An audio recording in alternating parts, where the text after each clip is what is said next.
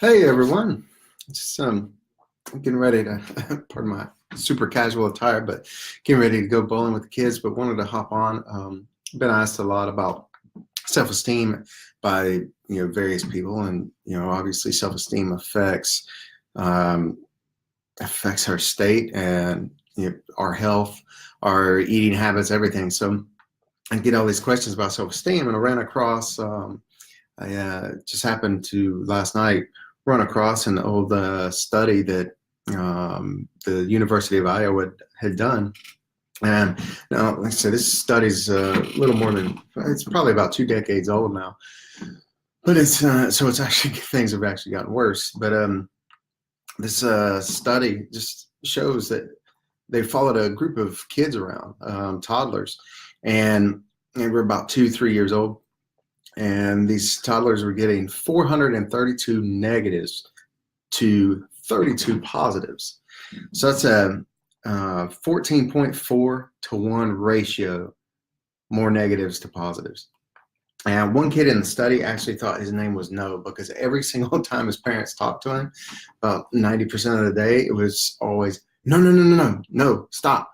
No, don't do that. No, don't do this. And what this study shows us is how constant we're getting bombarded with being told we can't do something, and just the negative energy around it. Just don't do this, don't do that, no, stop. And it creates this idea in us that we're not capable of things, because when we're told no in these situations, our parents don't explain it, right? They don't follow up. They don't have time. I'm a parent. I hardly ever, actually, knowing this study made me try to explain to my kids why they could or couldn't do certain things. But still, we don't always have time for that. And, we get into, it gets way too easy to parent on autopilot and just know because I said so, that type of stuff. So, most of us grew up, actually pretty much all of us grew up in that type of environment where we're getting 432 negatives a day versus 32 positives. So we start taking that on, and like I say, we're 2 years old. Even if they explained it to us, it's or these were 2-year-olds. So we figure at that time, even if they explain it to us, how much of that are we really going to comprehend? So again, we start taking on this identity of we just can't do things. We don't really know why. And there was another study. Now this was done with monkeys. Hey, Kevin, Brandy, Trey, Richie, how are you? Zoe, Brittany, how are you? Wow, it's been a long time. Crystal, welcome. So great to see you on here. Been following you tight. Love seeing your apparel line take off and everything. Bubba Wilson, my man. As you see David Wilson on, that's the type of guy that's a friend when he'll be a friend when you really don't deserve one, but you really need one. I speak from experience. Beautiful, beautiful person. Anyway, hey Crystal, I love your apparel line for the industry. That's awesome. Everywhere I go now, I see everybody wearing it. But anyway, so they so much like this study with adults, they did a study with monkeys, and my kids actually love this one. They crack up. It's kind of terrible, but and it's funny at the same time, but it's very profound when it shows us. They took a room full of monkeys. I don't remember how many. Say 10 monkeys they put in this room, and the monkeys go into the room, and there's this big ladder. At the top of the ladder, there's a bushel of bananas hanging from the ceiling. Well, of course, all the monkeys are fighting each other to get to this ladder, right? And just shooting up towards the top. As soon as they get on the ladder, though, a blast from a fire hose comes, knocks them all off the ladder. And the ladder was, anchored in, so it couldn't be knocked over. And the water shuts off. Monkeys go back towards it. Water comes on again. Every time they got on the ladder, they were sprayed with water. Well, then after the monkeys stopped trying to get on the ladder, they took one monkey out and brought a new monkey in who had not had that experience. So of course, this new monkey comes in with the 9 other monkeys, whatever it was, sees the bananas at the top, and he's like, why aren't these morons going for these bananas? Shoots up to the top, or tries. As soon as he gets on the ladder, the other 9 monkeys attack him. Or her, I don't no. And he fights back for a little while. Finally realizes he's outnumbered, he's outmanned, overpowered. Elaine, how are you? Welcome. Thanks so much for coming. I loved your comment on that one post. Sandra had me on talking about how the ripples you created between her and Victor. Yeah, so this one monkey gets overpowered by the other 9 monkeys. He says, I'm not going on the ladder anymore. Well, then they take out another monkey and bring in a new one, and take out another one and bring in a new one. And every time they did it, it was the same thing. Well, finally, they had done that enough times that they had a room full of monkeys that had never been sprayed with water, but not a single one of them would try to go for the bananas at the top of the ladder. And they didn't know why. Like, if you think, they just knew they got attacked by someone, but finally they kept switching them out to a point to where they didn't even get attacked half the time. It was just a room full of monkeys sitting around, not even looking at the bananas, because they're like, dude, those things cause problems. So these monkeys, in a matter of minutes, were broken from ever going after. It didn't matter how hungry they got. They would skip meals with these monkeys, and they would never try to go after those bananas.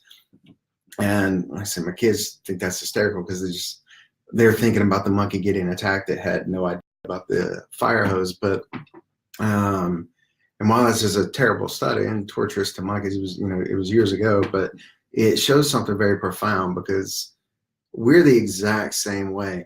In fact, they did a study around the same time where they had a room full of college students. And this was a top university. I can't remember. It was Stanford, Princeton, or Harvard. It was, one of the ones that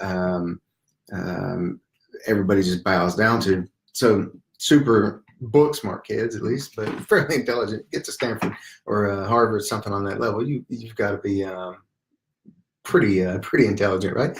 So they put them in an auditorium, like 200, I think 200 kids. I keep wanting to say 235 for some reason, but I don't remember. But anyway, 200 plus kids in this auditorium, and they said the only rule, they're like, there's no rule. You can leave anytime you want to, and they all agreed, or they're like, you can leave anytime you want after the professors have left the room. So professors end up leaving, like right after they make that statement, but they lock the doors from the outside. And students were sitting there, some were studying, reading, some were chit-chatting, whatever. All of a sudden they start blaring this like insanely loud music to a ridiculous volume over this speaker system in the auditorium. And it's affecting everybody's hearing. They're just, they're just blaring very loud, very distorted, very uncomfortable. And so they all want to leave. One gets up, walks to the door, and it's locked. And then he goes to another door, tries that, and it's locked.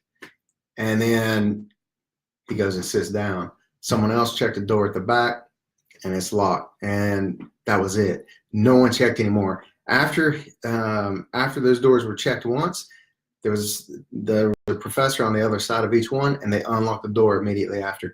No one else tried again. They just stopped. And it all comes from, they just sat there in misery for a couple of hours, just being tortured by this music. So they had some trauma and therapy issues they needed afterwards. But what it shows is, everybody's like, why would you sit there? Why would you not try again? Well, it's the same thing with the monkeys. And it goes back to the study of the 2-year-olds, where we're getting 400 and whatever it was, 432 no's per 32 yeses. It's the same thing. We've been told something about not doing something, not being able to, too young, too small, can't do that, not smart, whatever it is. We've been told that so many times for so many years that we don't even question things anymore. That's programming. That statement is constantly running in the back of our mind. So we get into these cases and they don't try. Like, I used to do a lot of sales training based on psychology and neuroscience, NLP and all of that, and still do sometimes. And in any sales training, they'll tell you, the usual salesperson, they get rejected once and the sale's over. But like 80% of salespeople, 85% stop after the first no, first one or two.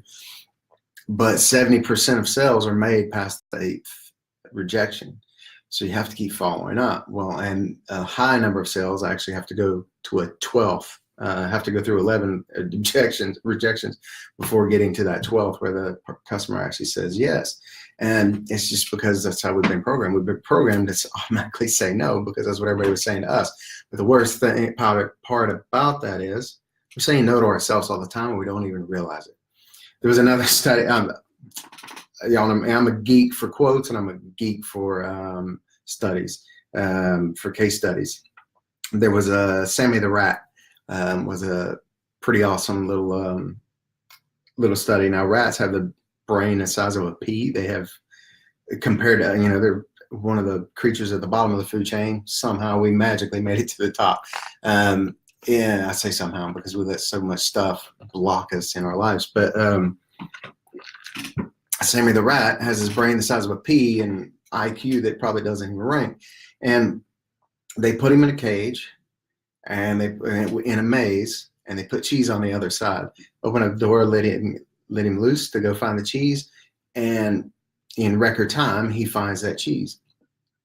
Well, the thank you so much for the love and hearts coming up. Karen, how are you? Oh my, we've got to have that mastermind soon. I'm thinking Tuesday or Wednesday. Anyway, Sammy the Rat goes, finds the cheese, no problem. They take him out the next day. They bring him back. He smells the cheese again, but they had moved it. But he goes right back to the same spot. It wasn't there. He looks around for a minute. He's like, "Where's my cheese?" And then goes hunting for it. Finds it again. And every day they did this. They kept moving it over and over. Corey, thanks for coming, man. How are you? Yeah, they kept moving his cheese, and he kept navigating the maze in record time and not stopping. No matter how many obstacles they put in it, no matter how many times they moved the cheese, he would not quit until he had found it. And so they even took the cheese out, put it on another side where it was outside of the maze, but they had the smell going into the maze. And he was running himself ragged, never giving up, to the point that the scientists finally said, okay, we just got to give him the cheese because this is getting ridiculous, because he was exhausting them because they were waiting for him to quit. Now, this is a rat. Again, brain the size of a pea. I don't even know if they register animal IQs. I don't believe so, but freaking rat. And it wouldn't give up. It would just keep going and going and going until it got what it wanted. Yet here we are. We have a room full of 200 plus Harvard, Princeton, Stanford, whoever they were, high-level college students. I think they were all psychology students too. So that says something there about the industry. But they watched two people try 3 doors, I think 3, maybe 4 doors, try them once. And they were locked and they gave up, and they sat there and they were tortured through this auditory process for a couple of hours. Actually, I want to say most of the day. And there's the difference. You see, we're at the top of the food chain. This is why I joke about so many times, and anyone who's around me knows I make jokes about how in the world we got to the top of the food chain. Sometimes it's beyond me. And I'm talking about myself too. Trust me, I've had plenty of baggage. Anyone who's ever been around me or heard me present or talk to a client, I've never, if I'm good at what I do, it's because I've never met a client I believe was more messed up than me. And to this day, no matter who I've worked with, no matter what kind of phobias, PTSD, trauma, whatever they had, I never met one that I felt like was worse off than I was when I found all this. So, so like I say, I don't get afraid of much with them, because if it helped me, I know it can help them no matter what. So yeah, we have this room of these students that just give up, and it's because we've been told no so many times, and we have that programmed in the back of our mind to the point that we're numb to it. We don't even listen to it. Like, it's running us, but we don't even hear it. We don't even recognize it. So, my wife is actually did a live a minute ago, or is still doing one right now, and it's actually on the 5 steps to get anything you want. The first step is awareness, and that's the biggest thing we work with our clients, is being aware of your self-talk. I don't care if you're trying to make 7 figures, this year, or attract your soulmate, or lose 30 pounds in a month. The first step is becoming aware of what's your self-talk around that.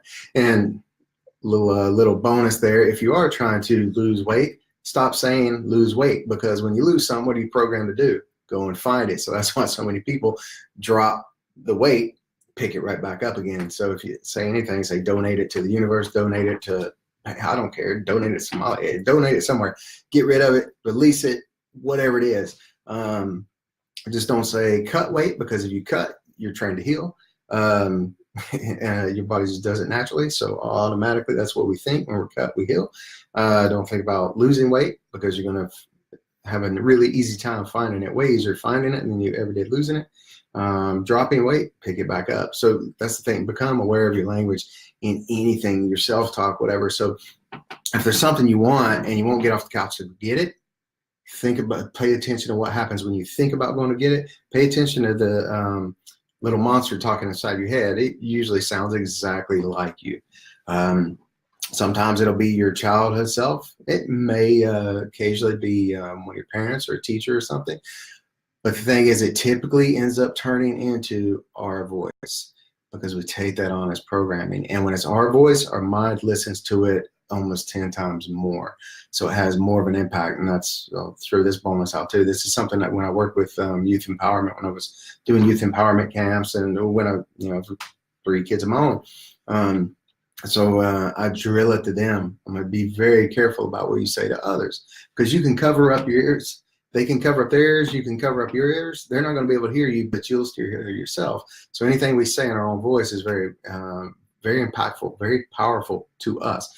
So we have the responsibility to make sure everything we say is empowering. If not, then you're going to get exactly what's going on.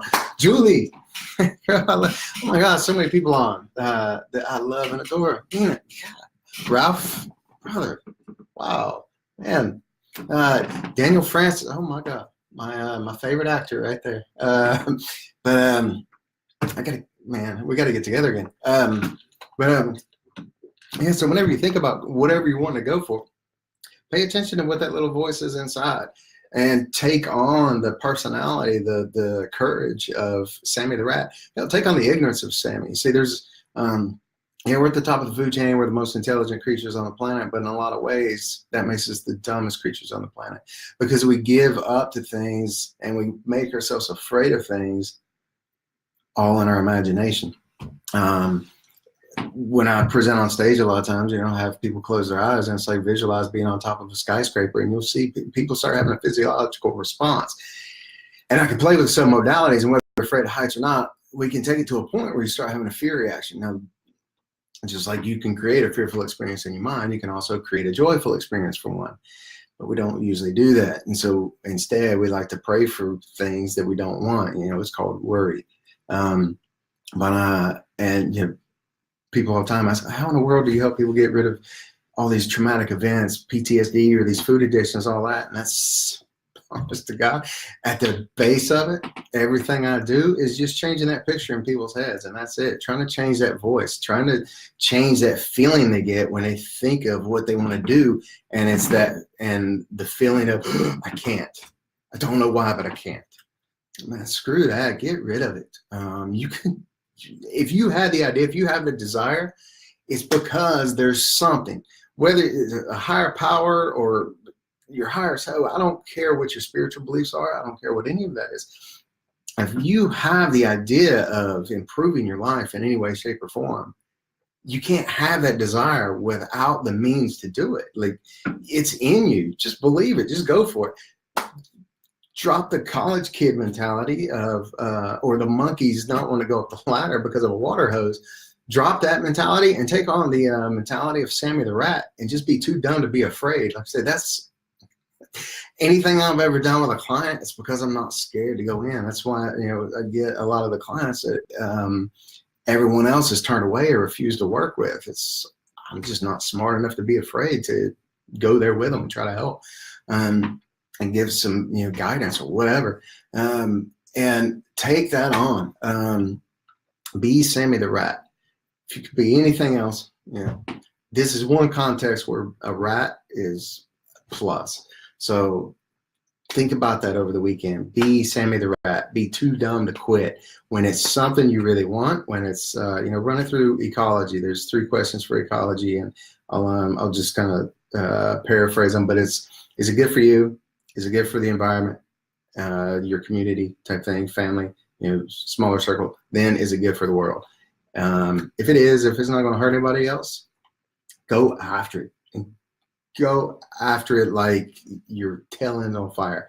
And that's an interesting demonstration to do at a seminar is take a 2x4 and place it out on the ground, or a 2x6. It's just some piece of lumber. I don't know anything.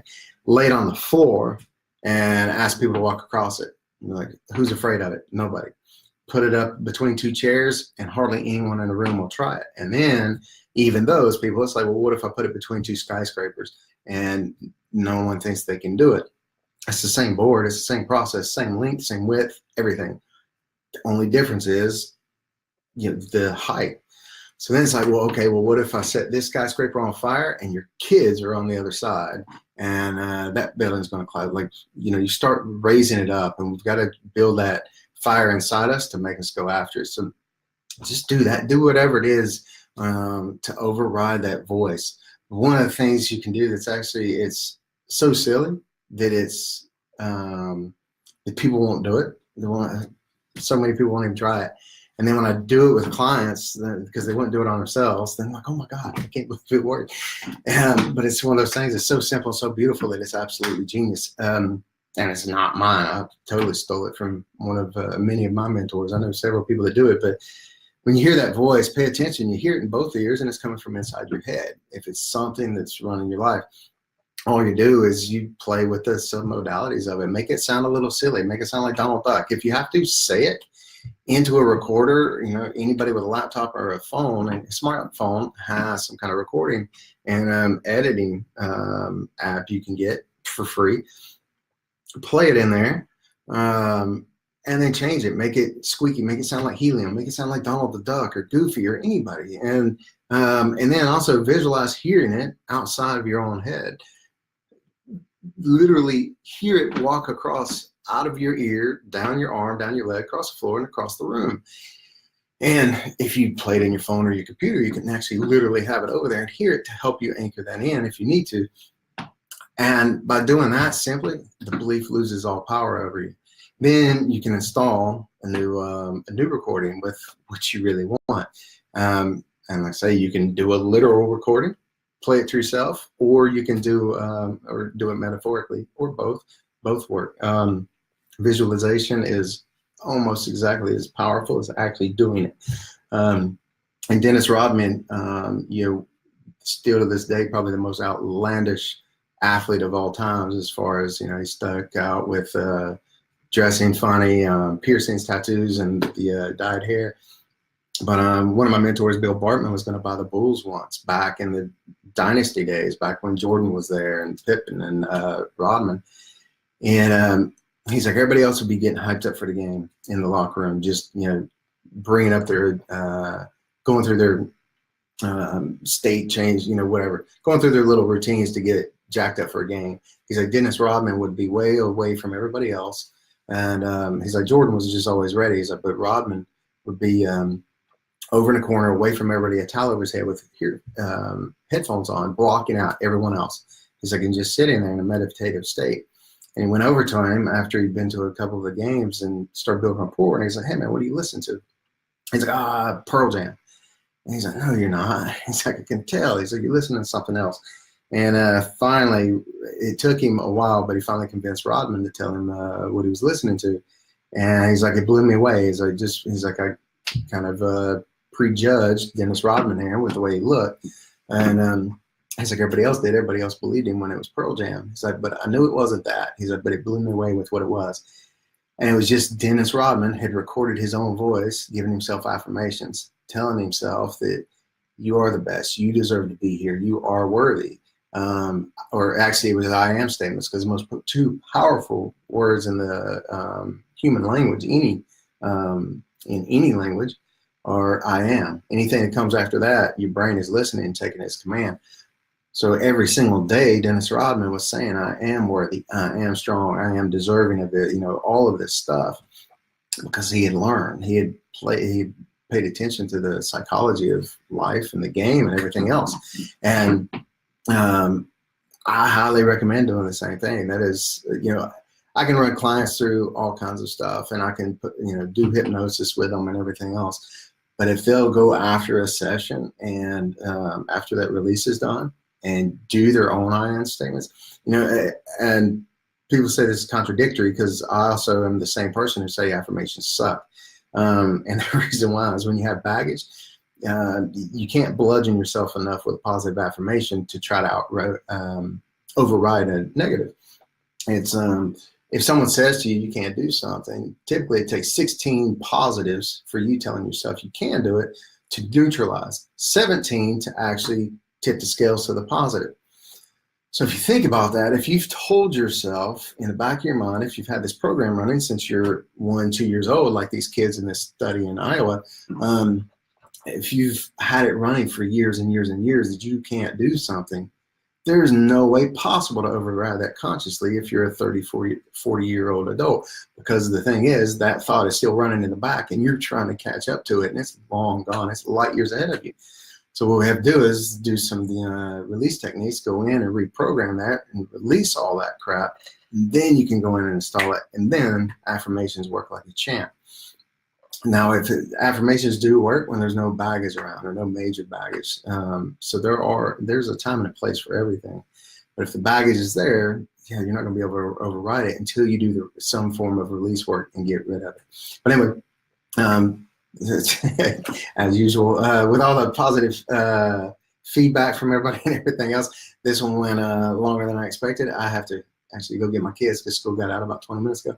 But so they're standing on the sidewalk like just waiting around, staring at the sky. But anyway, thank you all so much for joining. Thank you so much for the love and the feedback. And I say, keep sending me questions, anything else, insights, whatever.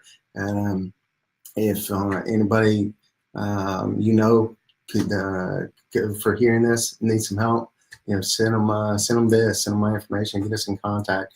If you yourself need help with it, I'm doing some free strategy sessions. So first 3-4 people, right? Yeah, we'll do 4 people. To reach out for those, we'll go through a strategy session and see how you can be helped. If I can help you, or if someone else, where everybody can be helped, but see how we can come up with a game plan. And if I can't, someone I can refer you to, whatever. Anyway, have a great weekend, everybody, and see you soon.